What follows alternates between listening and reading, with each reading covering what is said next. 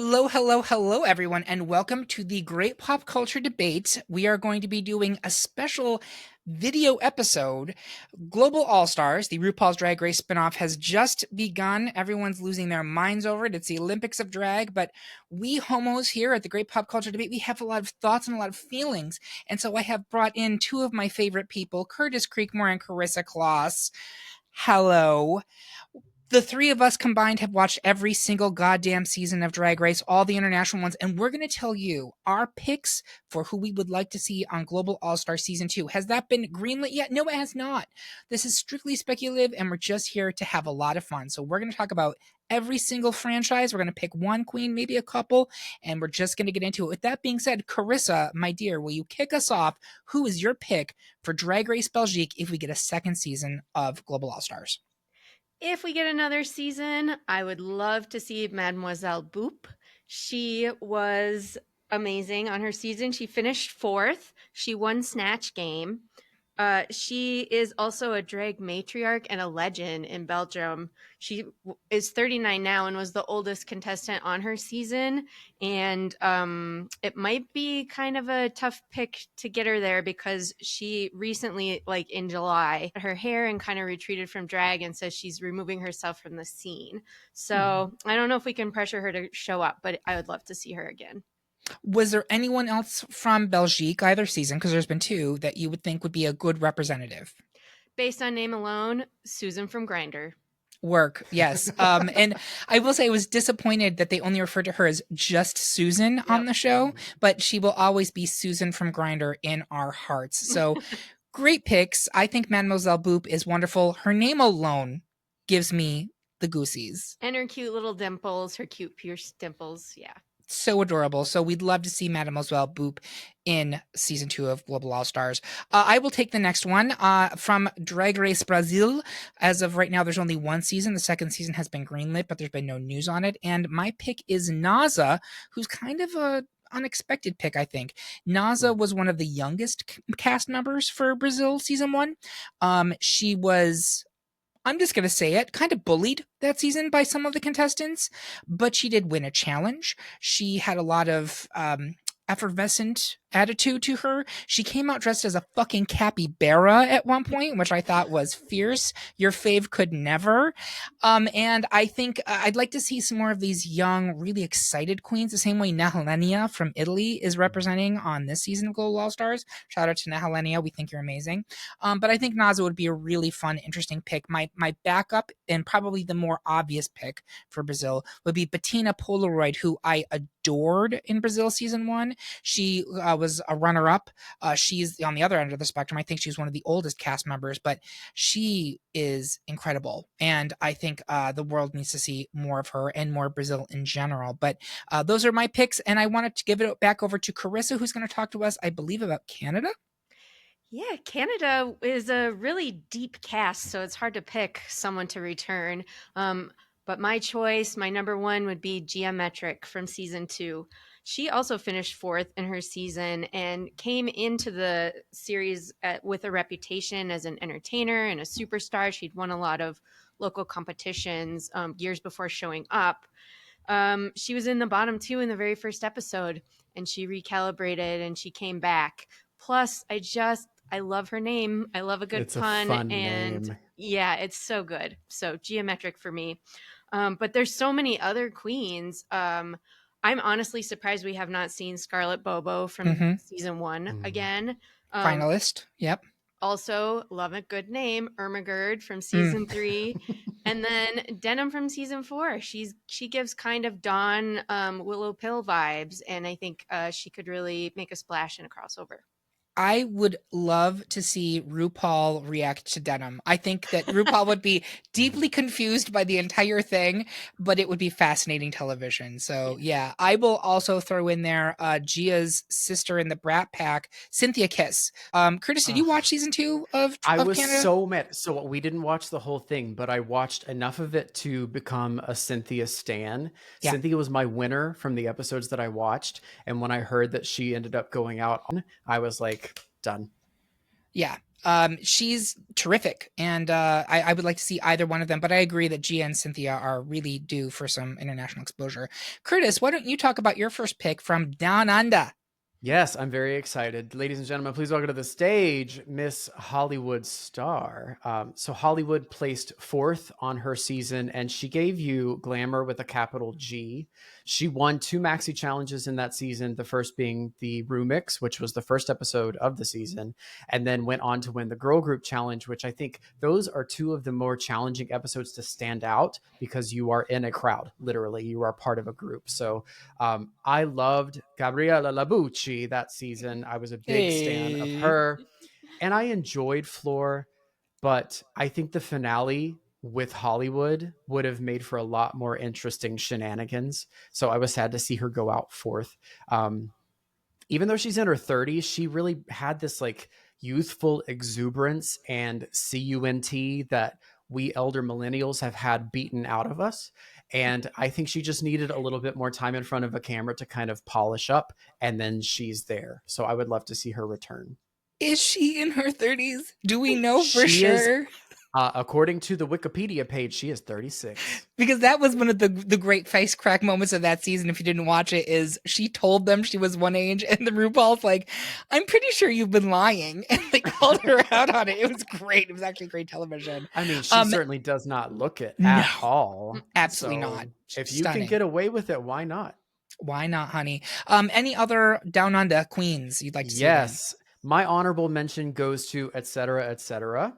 Season 1 of Down Under was honestly a huge letdown. Terrible. For me. I had such high hopes with a star-studded cast. You had Art Simone, you had Karen from Finance, and while et cetera ended up placing 5th, I loved her sense of humor. As dark as it was, I cackled. I was falling off my chair, and I think that she would be a hoot to see on another season. Fully agree. The other name I will put on there, and I know people will disagree with this, Minnie Cooper from season 2 is a chaos agent, absolutely unhinged. The level of drama, her interactions with Pomera Fifth in the workroom are some of the most scathing critiques I've ever seen on Drag Race, and I desperately need Minnie Cooper on an international season because she will just kick them all right in the snatch. Amazing. We're going to continue with your picks, Curtis. Espana, which is weirdly not in Global All Stars. No, which is really sad because there have been some phenomenal queens that have come out of that season or that series, and you need a little weird in a season, right? Not every queen can be Stunalina, Gagatron, Pussy Puss Puss, and I'm sitting right here, but go on. That is why I chose Ugatheo Crujiente. Ugatheo was in the premiere season of Drag Race España, which has become one of the strongest international series of Drag Race. Period. They have an All-Stars. They do. And they have their own All-Stars. Like they're doing it for themselves. Ugatheo placed 6th. I was so impressed with the looks that she brought to the stage. Was it crunchy drag? Of course. Crujiente literally translates to crunchy. So she tells you what she's bringing, but she has such a sharp wit. She is a talented makeup artist, and she has a level of creativity that most queens, I think, would kill for. I love it. For sure. Yeah. Incredible. Runner-up for you, Curtis? Benedita Bondash, who was the runner-up of season 2, the bearded queen. So talented, beautiful looks, beautiful queen. I would love to see what she brings to a global stage. Karissa, I know you've watched the Españas as well. Any España pick for you? Yeah, I love it so much. And I would also throw in, this is maybe just a personal crush, but Clover Beach. I love her. And yeah, Ugatheo is like, could be a global superstar if we could get them to that stage. Yep. Yeah. I'll also throw in, for me, Estrella Extravaganza from season 2. I think RuPaul would love her. I think she's everything RuPaul's looking for. And I think Estrella's just waiting for that nod, because I think as soon as she gets in front of RuPaul, whatever version it's on, Ru's going to fall in love with her. I think she's going to be huge. So great picks. France, Curtis, take it away. Yeah, one more for me. For me, it is La Big Big Bertha. I fell in love with LBB during her season, which was season 1 of Drag Race France. Um, she has such a joie de vivre and just joie in general that she brings to her drag. While some of her looks slid toward the more pedestrian and maybe basic side of things, I think with some coin in her purse, Big Bertha has some goods to be a real contender on a global stage. She's a comedy queen. She's got a heart of gold. And if you haven't watched her lip sync with Lolita Banana, it is top tier. If we ever redo that episode, which the 3 of us were on, Yeah. that will absolutely be one of my picks for best lip sync of all time. Well, we've never done international lip syncs, and so we could very easily do an best international Drag Race lip sync episode without overdoing what we've already did. That's Maybe true. we should. Maybe we should. If you want to see us do a best international lip syncs, comment on this episode. Do you have a backup for France? Oui, ma mention honorable goes to season 3 bearded queen. I guess I have a thing for beards. Piche. I think she has so much more to show us. I really like the talent show that she did was phenomenal. She's a talented queen. I just think the cast that she was up against, I don't know, it didn't work out, and I want to see more. And she's a really hot dude. She is. I think she was season 2. We should check that. Oh, was it 2? I think it was 2 because 3 just wrapped, I believe. But Piche also had not been doing drag very long before they got on that show, and the level at which they were competing was astonishing. Chris, any other picks for you for France? No, I think you covered it. I just really love the franchise and how interesting they all are, and the fashion and how different but elevated it is. It's really fun. Yeah, I would say if you're not watching the international franchises, I would expedite France because it is giving us top tier drag right now. I will pick it up and do my pick for Drag Race Germany. Only one season exists. It has not been greenlit for season 2. And my pick is Madame, who was the runner up for the season. Overall, I thought that Germany started strong, kind of had a rough middle, but came back strong in the end. Madame is a great performer. I believe they were one of the youngest in the cast. I never would have guessed that based on their performance ability because they were a total titan, basically from start to finish. And I was super impressed with the looks. I was impressed with the comedy, even though they didn't think of themselves as a comedy queen.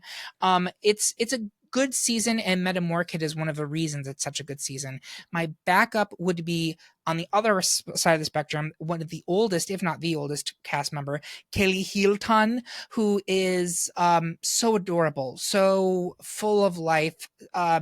You just can't help but fall in love with Kelly. And I know, Curtis, you haven't watched Germany, but Chris, did you?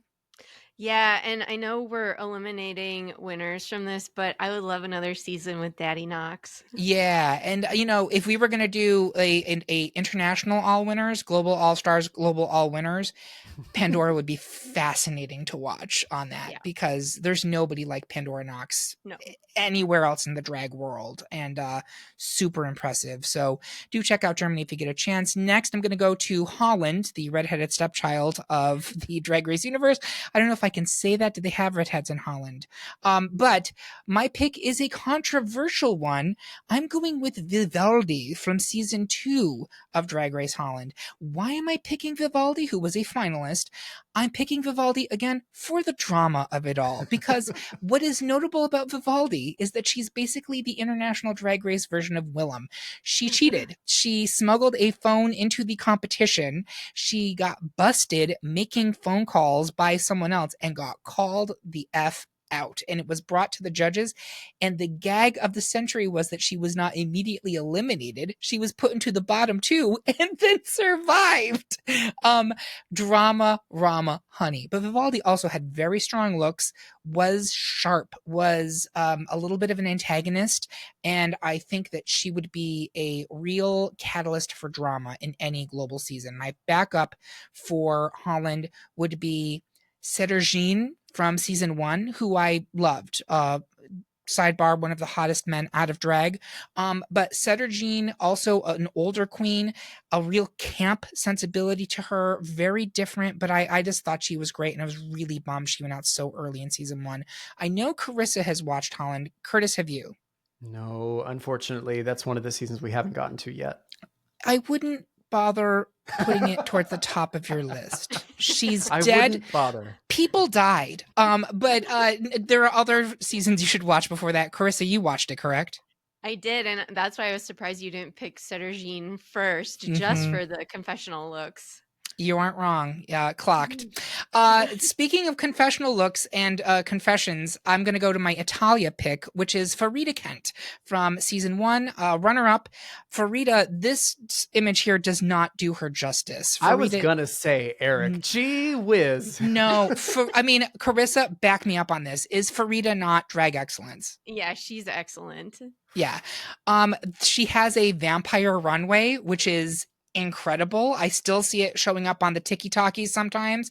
She is fierce with a capital F. She doesn't have the personality, I think, that she needed to win that season. That season is a mess, by the way. I'll say this on this. We always say Down Under is the worst season, Holland's the worst season. Italia season 1 is the worst season of Drag Race ever filmed. That being said, 2 and 3 are very good, and you should absolutely watch them. But Farida Kent's excellent, and I think she is a strong competitor. She brings amazing looks. She is a bitch in the best sense of the word, and I really think she should be given another shot. On the other side of the spectrum, Melissa Bianchini from the season 3, total sweetheart, total package, was weirdly ignored a lot by the judges, even though I think she was rarely below safe, but she's incredible, and I think Rue would love her as well. And then Sipario, another for the strictly drama rama picks. If you only watch one thing from Italia, the season 3 Snatch Game is unhinged. Sipario does Thing from the Addams Family, but as a drag queen. It is crazy. It's absolutely nuts. I couldn't believe what I was watching. But that being said, that's my Italia spiel. Karissa, you watched most of Italy, right? Yeah, Electra Bionic, I still think is one of the most beautiful queens I've ever seen, and also I feel like RuPaul would love her, but she won. Right. But yeah, I think she could also, because she's so tall and she's tattooed and she's just beautiful. She could make a splash on a global stage, if she could get there.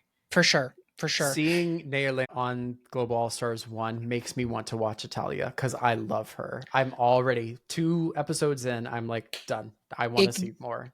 Ignore season 1. Just start with season 2. I promise you'll be fine. Karissa? Or just watch the Electra highlights or something, because Yeah. she's the only good thing. It's a mess, and it's also like aggressively angry, kind Yeah. of. Everyone is angry. Like It's Priscilla, the host, is visibly angry with most of the cast. It's wild. But season 2 and 3 are both very good. Curtis, talk to us about Mexico. Mexico, I loved it. I'm so upset that Valentina is not coming back for season 2, but I understand that there were issues at play. I am a Valentina stan. I still keep my mask on. But for Mexico, I chose Miss Matraca. She took the world by storm. Her promo look that's such a fucking serve. She is stunning. She was runner up. She was voted fan favorite for the first season. She won 3 maxi challenges, and she had overall just a very strong showing. She just had the unfortunate experience of being in a season up against the powerhouse that was Christian Peralta. Matraca's drag is an homage to indigenous Mexican culture, which was both beautiful and powerful and just stunning to see on television. But she wasn't just a looks queen. She was also really, really funny, even for someone who was not fluent in Spanish. I was laughing at the things that I heard for the little bit that I could understand. And I want to see her on my TV again. Carissa, you watched Mexico, right? Yeah, and I love Matraca. She's so smart and sweet, and for being how young she is, like that is a talent powerhouse. And like, just what would the glow up be with some coin, some exposure? I would love to see it. Yeah. And Rue would eat her up. Rue would see a lot of herself. She was I think. born to do drag. She's a born to do drag one, exactly right. And Curtis, before we leave Mexico, who was your backup for Global All Stars? Yeah, in a close second place, once again, is Regina Voce. I adored Regina, and all of the queens on this list. I think Regina's drag is the closest to what I would consider my own personal drag. So very much like a sister to me. I gave Matraca the nudge just because Regina had already been on TV before in The Voice for drag queens that I can't remember the name. Queen of the Universe. That's the one. Yeah. Excellent. All right. So I will pick up with the Philippines, which if you're not watching Drag Race Philippines, you're not a Drag Race fan.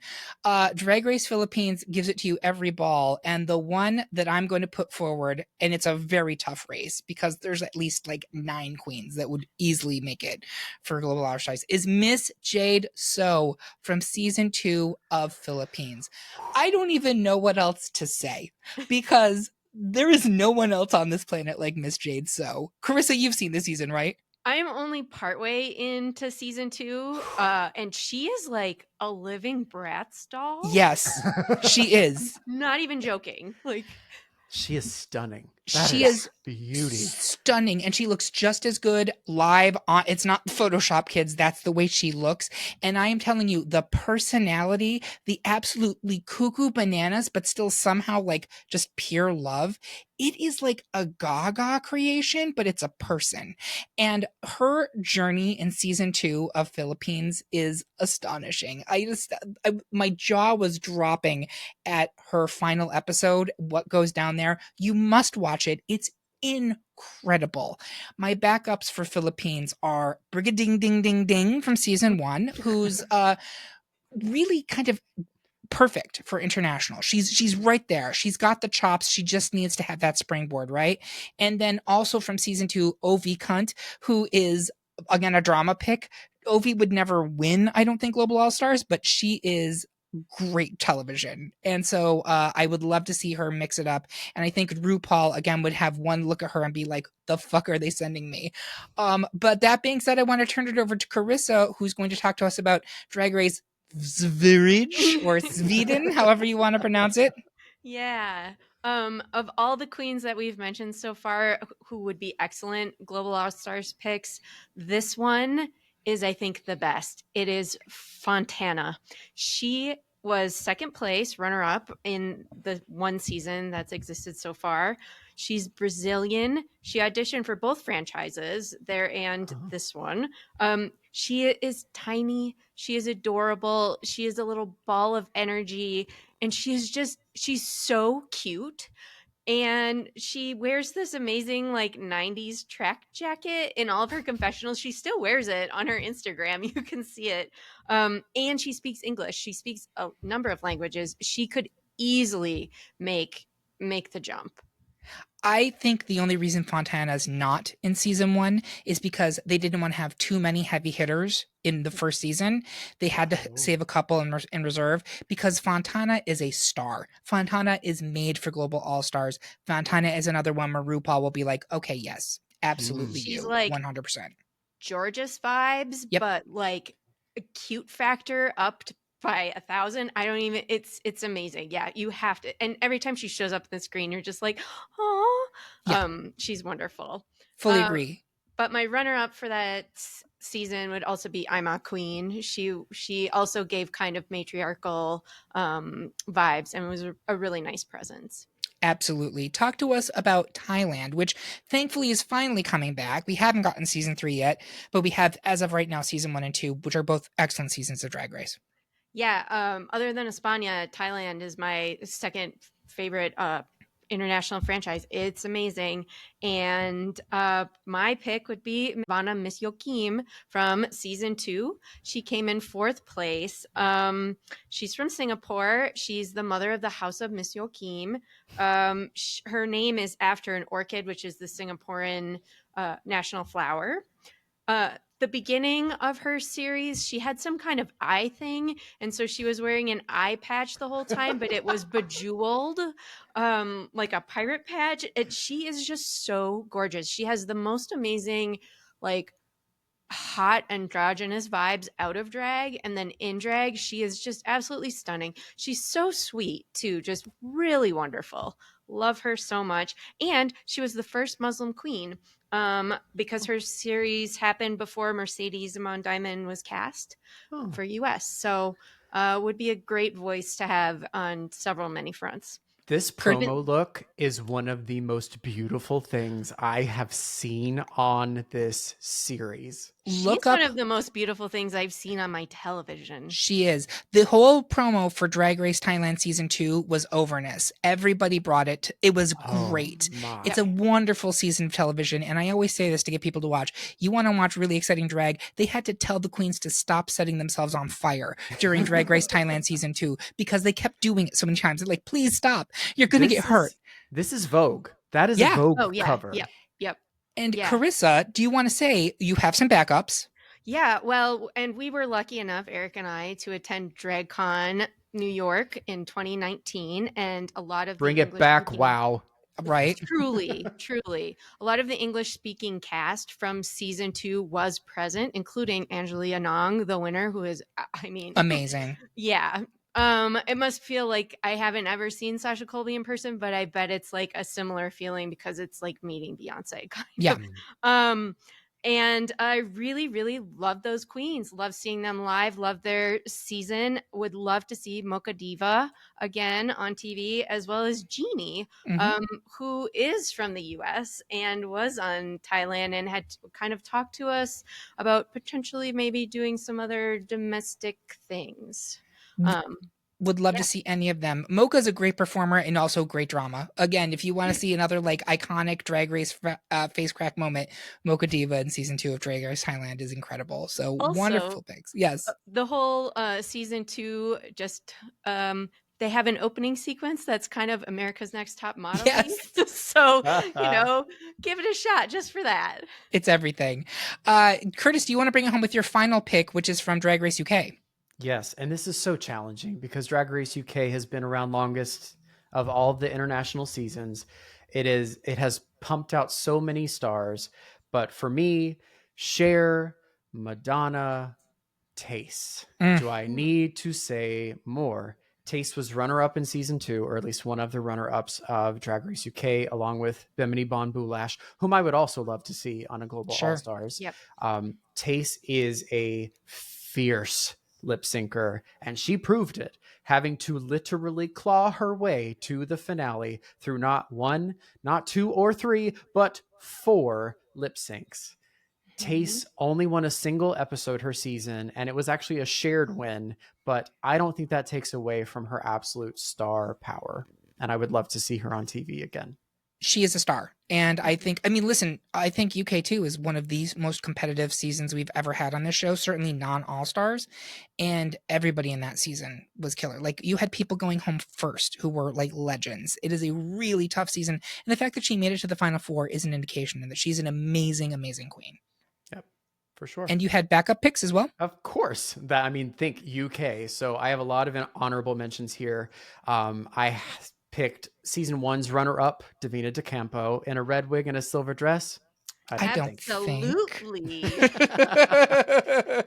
And both from season 4, intergalactic glamazon and household name Cheddar Gorgeous, who was phenomenal, and the queen I was most surprised and delighted by, who absolutely should have made it further in that season, Dakota Schiffer. I would love to see her come back. Yeah. Robbed Queen Dakota Schiffer. Great. And finally, Carissa, our final pick of the night. Talk to us about your pick from the US. Yeah, so this is kind of hard because a lot of the US queens, some of them we've seen a lot of times. And, if they've been on All Stars, we also saw them on their season 2. So who do we want to come back the 3rd time, the 4th time? My number 1 pick is Tatiana. She was on All Stars 2. She was eliminated 2 times by my beloved Alaska. And the first time was a gag. The second time really set the fandom on edge, which just goes to show we are ready for more Tatiana. She was incredible in All Stars 2. She was really great in her regular season 2 originally. And the glow up from season 2 to All Stars 2 was exponential. I would just really love to see where she could go if given another chance. And I have a feeling the fandom would love to see that too. We have not hit Tatiana exhaustion yet. Absolutely not. But also, like, she was on season 2, she was on All Stars 2. She needs to be on Global All Stars 2. We have to have the trifecta. We have to have it for just like strictly organizational purposes. Exactly. But other queens that we would love to see again, honestly, I would say Manila. This would be her 4th time, but season 3, All Stars 1, which it doesn't really count. No. All Stars 4, she was doing phenomenally. Once again, an elimination that gagged the fandom. And speaking of, Naomi Smalls. Also, amazing glow up, really incredible All Stars performance. I think she'd come back and stir the pot a little bit. And then this is just a pie in the sky, huge reach, but Bendela. Oh. Yeah, and you know what? On that note, I'm going to make the easiest decision that I've made all competition, and I'm going to eliminate us from this discussion because it actually is time to wrap things up. Thank you so much for watching. I hope you enjoyed this. If you want to see more of our stupid videos about All Stars, Drag Race, Survivor, whatever, please let us know by liking or dropping a comment on this episode. If you haven't already, please find us at greatpopculturedebate.com and subscribe to our podcast. We have new episodes pretty much every week on a variety of topics. Season 10 is coming to you very soon, but on behalf of myself, Eric Rezsnyak, Curtis Creekmore, Karissa Kloss, thank you so much for watching. Make sure you enjoy your RuPaul's Drag Race. We do recaps of it pretty much after every episode up on greatpopculturedebate.com. And remember, everybody, everyone's entitled to their wrong opinion. We'll see you next time.